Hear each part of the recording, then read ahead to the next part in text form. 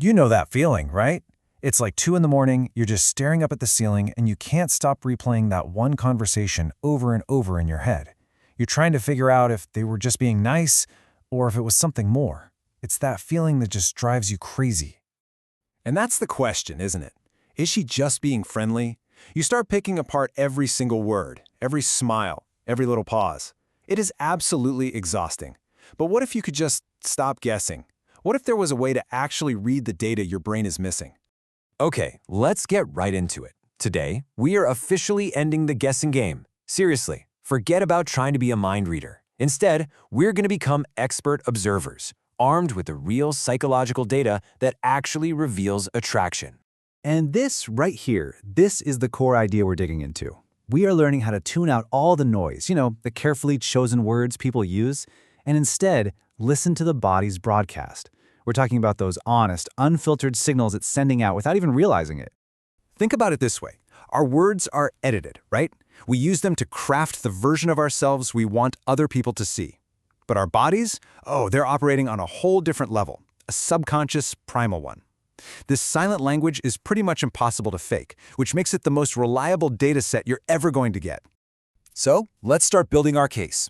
We're going to begin with the signals you can spot from all the way across a crowded room, long before you've even said a single word. Think of this as your reconnaissance phase. And here is one of the most powerful tells you'll ever see.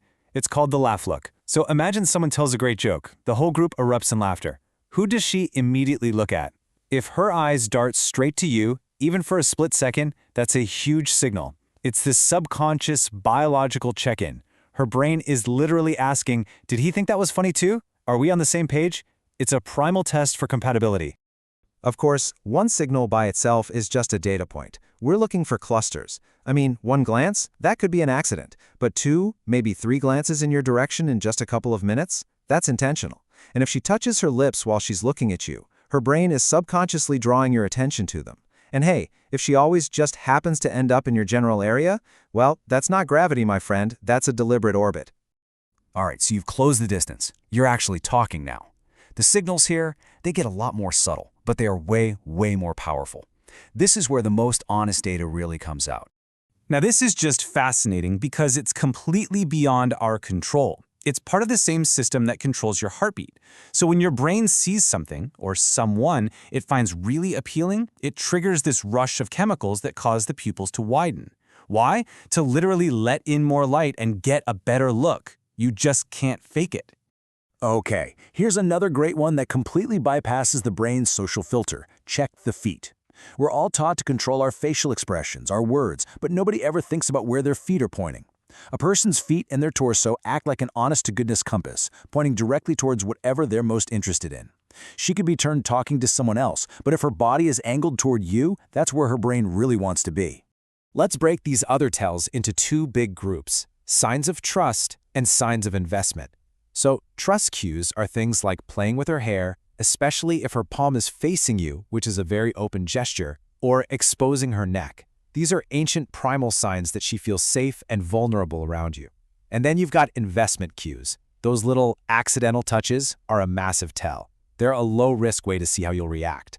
And please, don't mistake nervousness for disinterest. Fidgeting often means she's super invested in how the conversation is going and is worried about messing it up. It's actually a fantastic sign. Okay, so you've been gathering your data, you've spotted a cluster of signals, and you're feeling pretty good about it. Now what? Well, reading the signs is only half the battle. Now that you know how to listen to the body's language, let's talk about how to respond, and maybe even encourage it a little.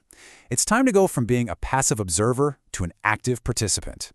This is one of the most brilliant and kind of sneaky psychological tools out there. It's called the Benjamin Franklin effect, and it's based on an idea called cognitive dissonance. So when you ask someone for a tiny, no-big-deal favor, like, hey, can you just hold my jacket for 1 second, or can you pass me that? Their brain has to make sense of it. The action of helping you doesn't quite line up with the idea of you being a total stranger. So to get rid of that mental static, the brain just rewrites the story. Well, I must like this person, otherwise I wouldn't be helping them. It's a really subtle way to nudge their opinion of you in the right direction. So let's put it all together. Here are the final rules. First, and this is the most important one, never ever act on a single signal. You're a data scientist, remember? You're looking for a cluster of 3 or more signs. Second, Always trust the body's compass. The feet and the torso just don't lie. Third, learn to see that nervousness not as rejection, but as a sign that she's invested. And finally, remember that a small, appropriate touch can be an incredibly powerful way to close that gap between maybe and yes. And that really brings us to the final, most important point of all. All of this knowledge, all these tells and techniques, they mean absolutely nothing without action. They're a map, sure, but you still have to take the first step. You can spend your whole life observing from the sidelines, just wondering what if. Or you can use this knowledge to step up with confidence and find out for sure. The data's out there waiting for you. The only question left is, what are you going to do with her?